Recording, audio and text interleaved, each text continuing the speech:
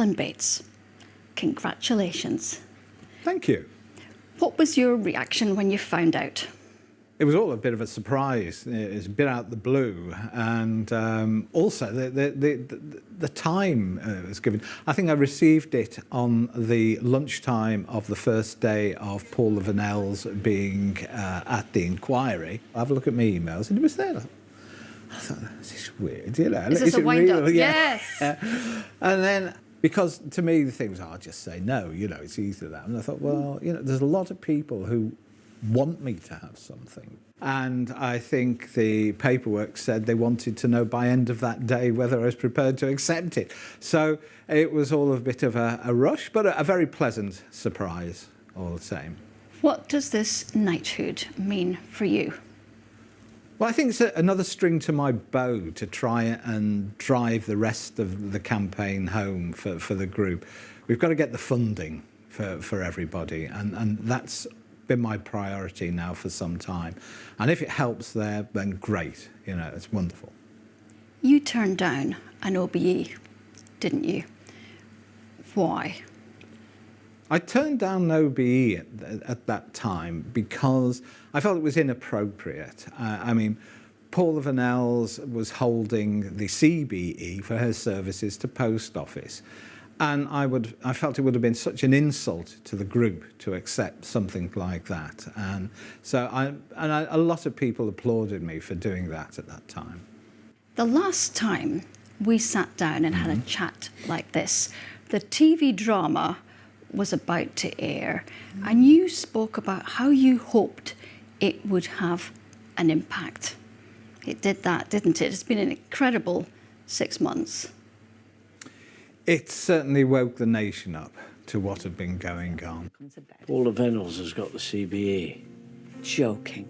We are fighting a war against an enemy owned by the British government, while we're just skint little people. And they've been really supportive, and they've shown it in so many ways. I get hundreds of emails from all over the country, and letters and cards and all sorts there. And I mean, and I think it's also great for individuals in the group, because it's explained what happened to them and what they've been through. I haven't got that money, and I don't know where it's gone. But you're not finished though, are you? No, it's not finished by a long way. We've still got to obtain monies for the groups in there. We've got to make sure they're resolved at the end of the day. I mean, that's still causing a big problem. It's still tied up in bureaucracy, and we can't seem to get through it no matter what we do. You still haven't got your compensation sorted, have you? No, my compensation is not resolved yet either. And as well as fighting everyone else's battle, I'm still fighting mine as well. I mean, I just don't know. I mean, there is always a potential that we may finish up back in court if that's what it takes to resolve it at the end of the day. I was going to say, what's the next step?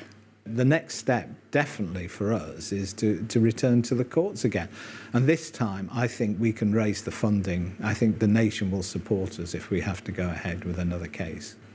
Have you ever thought of just giving up, letting it go? I could never do that. Not just for my own sake, but I couldn't do it for everyone else's sake. You know, we've all seen the horror stories, or all heard the horror stories of people, and there are so many, and I keep hearing from so many more these days who are coming out of the woodwork, and stories that have never been told. I mean, they're absolutely, it's diabolical what's happened to people. It's very, very sad.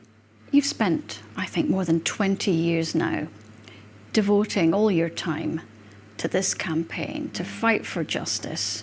What's been the high point? Was it that High Court victory?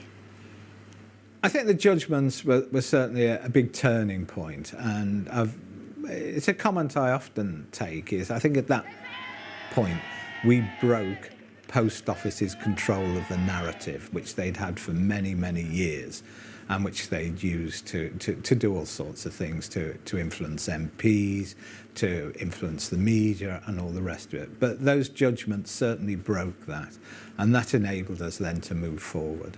What's been the hardest bit of it all? It's been such a long road for you. I think the hardest thing would have been to put it down. I mean, you just couldn't put something like this down. And in fairness, it's always been one day after the next, and you never know what the following day is going to bring. But it normally brings another victim to light. And so if you needed encouragement to carry on, it's there. This is the best unpaid job I've ever had. It's certainly the longest. But have you had a day off? I'm looking forward to a day off. There's a rumour I'm having a holiday shortly, so I'm looking forward to that. How are you going to celebrate? I don't know. Probably a cup of tea, slice of cake, usual way. Steady. It's good to see Alan Bates smiling, actually, after all the work he's been doing for the post office and postmasters. And if he wants the celebration is a cup of tea, slice of cake, great. Why How not? else? Why not?